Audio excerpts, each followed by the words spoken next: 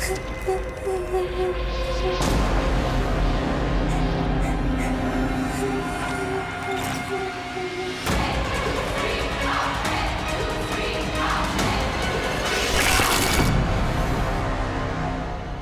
film begins in 1981, showing the Ambar Mangan Hotel. The hotel manager Suktini tasks Ningram with cleaning the second floor and cautions her against going to the third floor, mentioning it is presently under renovation.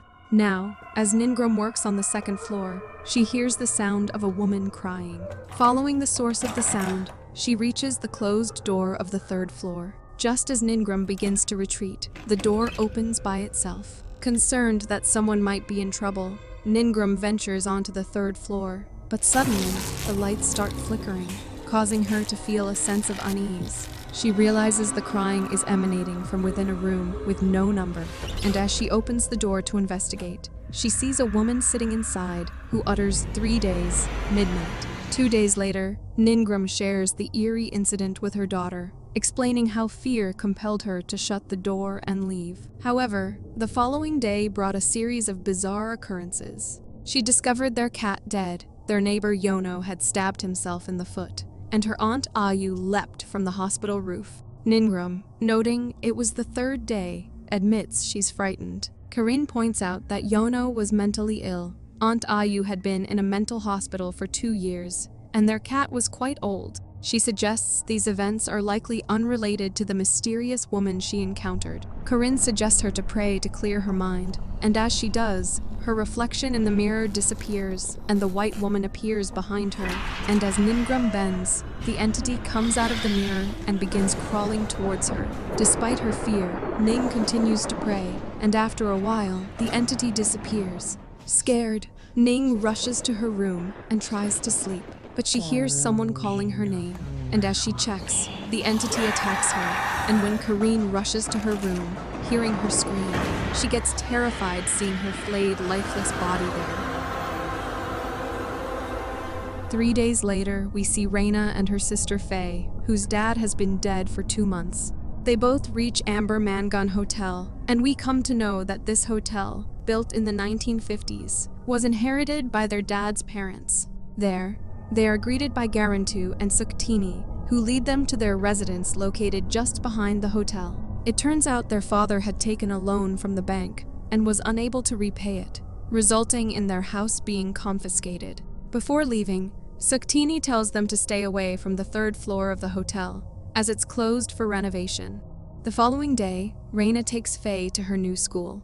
As they wait for the headmaster, they overhear conversations about the police and reporters visiting the school due to the tragic death of Karin's mother. Sometime later, as the reporter exits the headmaster's office, Faye realizes that he is Ardo, her ex-boyfriend. Outside, Ardo approaches her, but he notices her attempts to ignore him. As she begins to leave, he urges her to be careful, and then proceeds to inform her about Reina's incident. Ardo reveals that both he and the police are investigating the matter, and he is on his way to the victim's workplace, which he discloses is the Ambar Mangan Hotel. Next, we see them at the hotel, where Reina tells her grandparents that they should have informed her about the situation. Garantu explains that they didn't want Reina and Faye to feel frightened. Ardo interjects, saying he'll require more information from the locals and the police, and he intends to stay at the hotel. Later that night, Reina observes a light illuminating a room on the 3rd floor of the hotel. Intrigued, she hurries to investigate and hears the sound of a woman crying.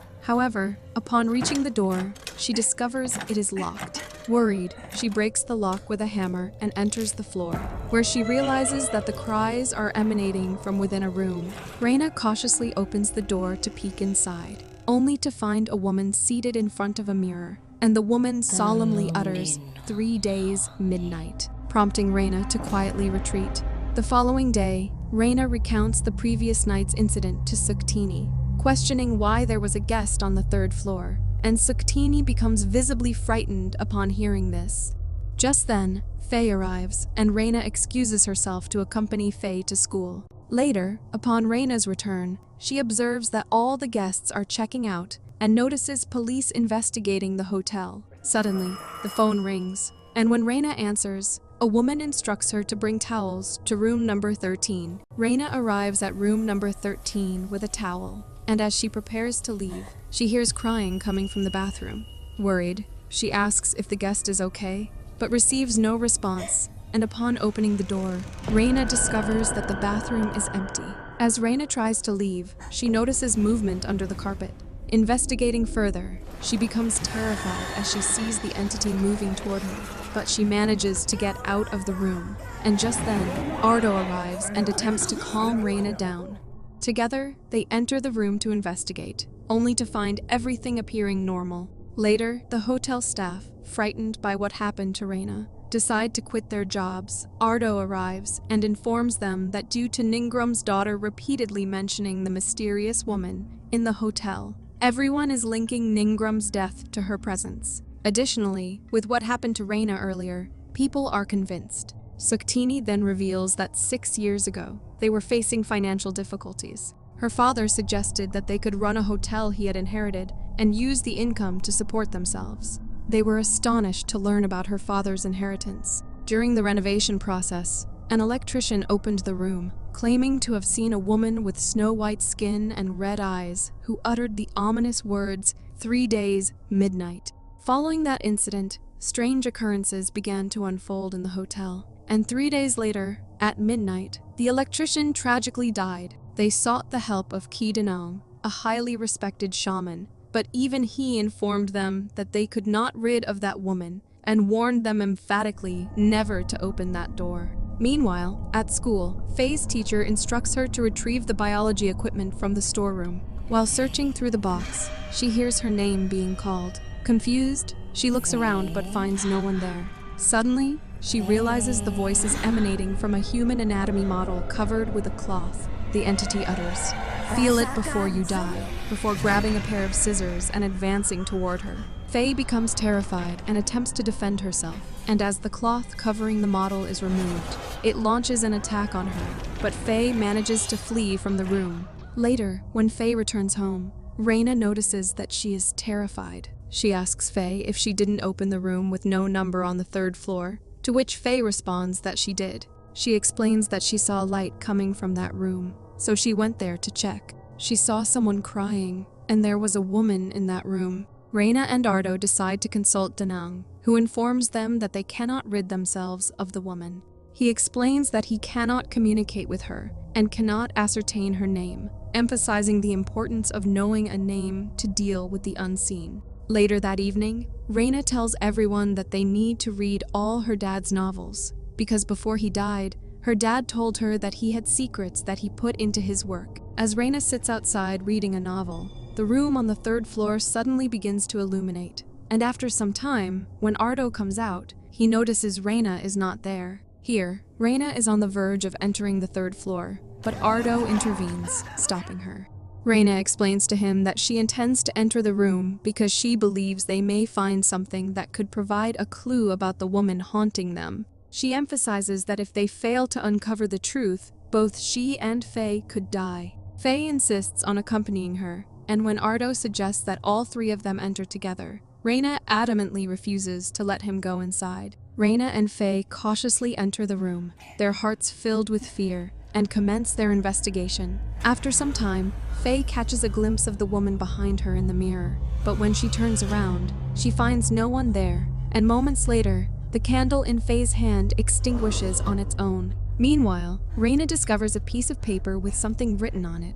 Suddenly, she hears some noise, and when she goes to check, she finds Faye banging her head. Reina rushes to stop her, but Faye turns and utters, "Suffer until you die." Then Faye turns with a demonic face and attacks Reina, and when Reina struggles to free herself, Faye jumps on the wall and then leaps back towards her to continue the assault. Ardo arrives to assist Reina and pushes Faye away, breaking her out of possession. Together, they spot the woman in the room, who repeats the ominous phrase, 3 days, midnight. Prompted by this, all 3 of them hastily exit the room. The following day, they discover the number 2 mysteriously written on a mirror in their room. Later, Reina shows the piece of paper to Ardo, who speculates that perhaps the woman previously resided in that room, and this could imply her father knew the woman and granted her permission to stay there. Just then, Reina's grandparents arrive and hand them some pieces of paper, explaining that they found them while cleaning rooms number 1, 2, and 3, under a cracked tile underneath the bed. Ardo suggests they need to find the rest of the pieces, to which Garinta responds that during the room furnishing process, he noticed many cracked tiles, but never investigated what was underneath them. They retrieve all the pieces and assemble them, discovering that the letter is a love letter addressed to Reina's dad from a woman named Jasmine. Using the clues from the letter, they travel to White Flower Village to uncover the identity of the woman. There, they learn that the woman is Manoor, the daughter of the village chief Soimardi. She was given the name because she was as white as the menure flower that has been around their village for ages. Manoor was born at midnight with a rare condition, which led to her being labeled as the devil's child by the villagers. Due to her condition, her father often confined her to their home and subjected her to physical abuse. However, when she reached the age of 20, she decided to leave and never returned. The following day, Faye discovers the number 3 written on one of the windows, and just then, Reina and Ardo also return. That night, Denang performs a ritual on the 3rd floor of the hotel. In his vision, he sees Manoor entering the forest of pine trees, where Reina's father Bhaskara found her and offered assistance. Bhaskara brought Manoor to his hotel, and since it was the only furnished room available, he allowed her to stay there. As time passed, their bond grew stronger, and they eventually fell in love. However, one day Bhaskara left for Jakarta to do business. While awaiting Bhaskara's return, Manoor wrote a letter and concealed its pieces in various rooms of the hotel, intending for Bhaskara to piece it together upon his return. However, Bhaskara never came back. Manoor traveled to Jakarta in search of Bhaskara, only to discover him with another woman. Heartbroken and devastated, Manoor returned home, and believing her appearance to be the cause of Bhaskara's betrayal, she flayed the skin from her entire body with her own hands for 3 days until she died. Denang suggests that, to put an end to the turmoil, they must heal Manoor's broken heart and quell her anger.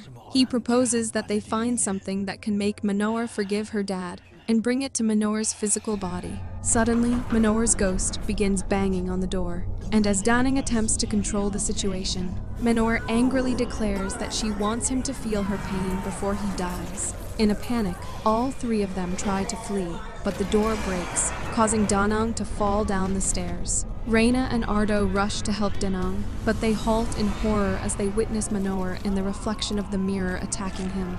And tragically, Manoor ultimately kills him by tearing apart his face. Later, Faye shows Ardo some papers, revealing them to be love letters from Bhaskara to Manoor. When they check the box, they discover a ring inside. Ardo shares the letter with Reina, who learns that Bhaskara hadn't actually left for work, but had gone to purchase a ring for Manoor to propose marriage. However, he met with an accident on his way back, resulting in his memory loss. The couple whose car caused the Bhaskara accident brought him up as their own son, and even got him married. When Bhaskara eventually regained his memory, he returned to Semarang in search of Manoor, only to find her remains there. Bhaskara buried Manoor's remains beneath the hotel, and carved a white flower on the wall as a memorial to her. Afterward, he returned to Jakarta, changed his name, and began a new life, leaving his past behind him. Reina and Ardo embark on a quest beneath the hotel to locate Manoor's remains. Meanwhile, Reina's grandparents and Faye remain upstairs, offering prayers for their safety. Even after digging for a long time, when Reina and Ardo do not find anything there, Reina checks the ring and realizes that it's not the flower carving on the wall they were looking for.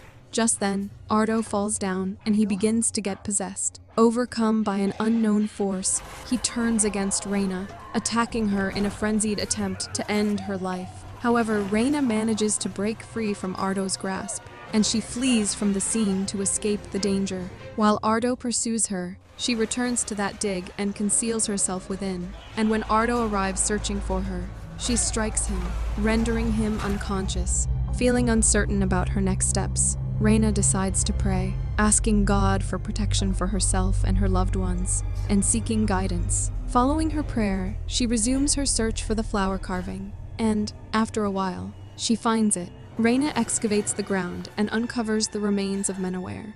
However, before she can place the ring on, Ardo launches an attack from behind.